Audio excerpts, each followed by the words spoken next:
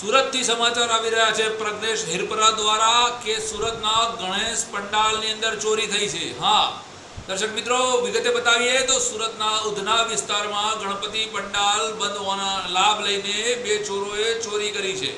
સુરતમાં કચરો વીણવા આવનારા બે બાળકોએ દાન પેટીની ચોરી કરી છે। ગણેશ પંડાલની અંદરથી જેના સમાચાર પ્રાપ્ત થઈ રહ્યા છે અમારા સંવાદદાતા પ્રજ્ઞેશ તરફથી કે પ્રજ્ઞેશ જણાવી રહ્યા છે કે કચરો વીણવા વાળા બે બાળકો હતા જે પંડાલ બંધ હતો અને બંધ પંડાલની અંદરથી દાન પેટી ઉઠાવી હોવાના સમાચાર પ્રાપ્ત થઈ રહ્યા છે।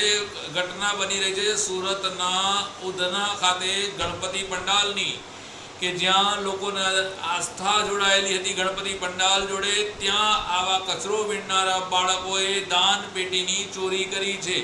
ભગવાનને પણ છોડ્યા નથી, ગણપતિ બાપાને પણ છોડ્યા નથી, જે લાખો ભક્તોની આસ્થાનું કેન્દ્ર છે એવા ગણપતિ બાપાના પંડાલની અંદર ચોરી થઈ છે, બે બાળકો દ્વારા કરવામાં આવી છે।